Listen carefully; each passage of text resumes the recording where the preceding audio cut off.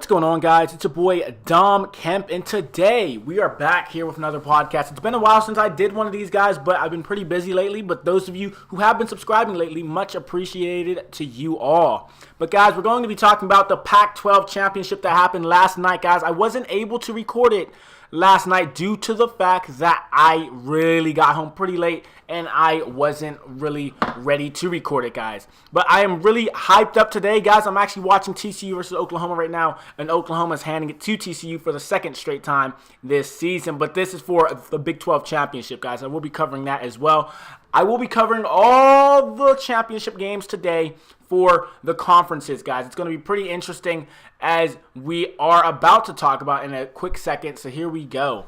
Guys, Stanford, they were going into this game not really fighting for a playoff spot, guys. It's only the top 4 teams at the end of the season that make the college football playoffs, and then you go on from there. But, guys, they weren't really fighting for a playoff spot, but then again, neither was USC, guys. It was a close game. The final score of it was 31-28.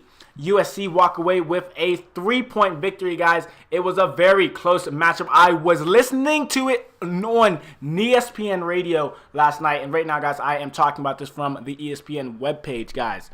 Looking at passing yards, we are going to be talking about between the two quarterbacks. Stanford's KJ Costello, 10 for 22, 192 yards, 2 touchdowns in that loss against USC. But Sam Darnold, this is a guy who many prospects are talking about could possibly be a top 3, maybe even top 5 pick in next year's draft. But here's the thing. He still hasn't decided yet if he's going to declare for the draft. I believe he's a junior, so he does have an opportunity to play another year with the USC Trojans. He went 17 for 24, 325 passing yards, as well as 2 passing touchdowns, guys. So I have to give him credit there. He definitely played a phenomenal game and impressed probably a lot of people. Rushing yards in that sense was Stanford's Bryce Love, guys, a Heisman candidate many people are talking about. He went off last night. He had a pretty good game, but, guys, had 22 carries for 125 yards and a touchdown in the loss against USC. Jones, though. Nar Jones, the second for USC, had 30 carries, 140 yards, and 2 touchdowns. So he played a little bit better than Bryce Love, but if you really think about it, Bryce Love had more chances, really, of breaking free, which he's one of the best running backs in the nation, guys, and I have to give him credit. He will be a Heisman finalist, guys, but as I told you guys, what I have seen from Baker Mayfield, he's been an absolute menace, guys. He's definitely going to be the Heisman winner, in my opinion, at least. If he's not, I will be really shocked because he,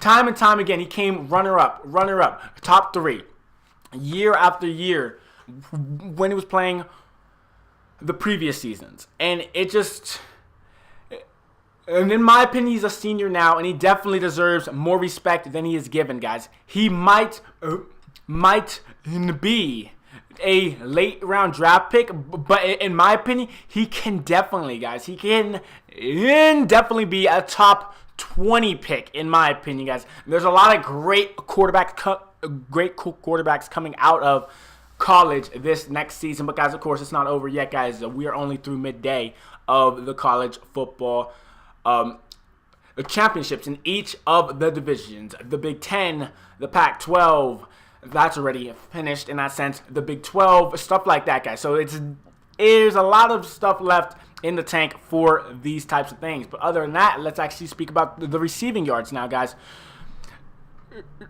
Right, J.R. Sega, Stanford's, and I believe either he's their wide receiver or their tight end. I'm not quite sure, but he only had 2 receptions in the game, but he went big. 87 yards and 2 catches. That is much credit on his part. He definitely played a good game. But, guys, looking at USC's Pittman, 7 receptions, 146 yards, and a touchdown, guys. So definitely it was an interesting game. It went back and forth affair. It was close at the beginning, but then USC showed to you. He started running away with it. He definitely showed up and showed out, guys. Looking at the team stats and things of that sort, guys, in total yards, Stanford had 343 total yards. USC had 501. And in the entire game, I have to give credit to both teams because Only USC had 1 turnover in that game, and Stanford had 0. So they definitely played it very safe, very conservative in that sense as well.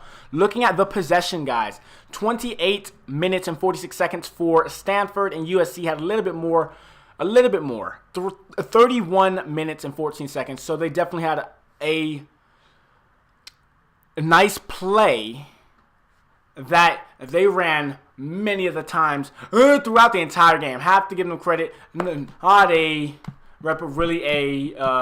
nice play, but really just very, very nice drives in that sense. Very nice drives. Looking at the first downs, of course, guys, Stanford had 18 and USC had 22. So I have to give them credit there. They definitely played a little bit better than Stanford did. But, of course, it came down to the wire, as you can see.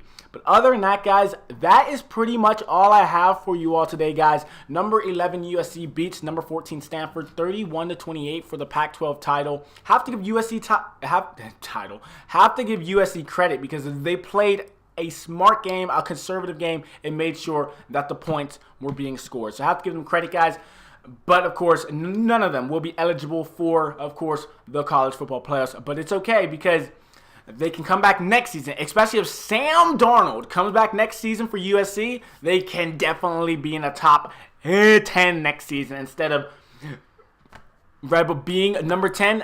They could be a little bit lower than that next season, in my opinion, because a lot of college football talents, a lot of college football players are coming into the NFL draft. That is it, though, guys. Thank you for listening. Hope you went on to enjoying. Please like and subscribe if you guys want more news on the championship weekend that we do have going on right now in college football, as well as, of course, please let people know about this podcasting channel if they are sports fans. That is it. Thank you for listening, and I'll talk to you guys later. Wow.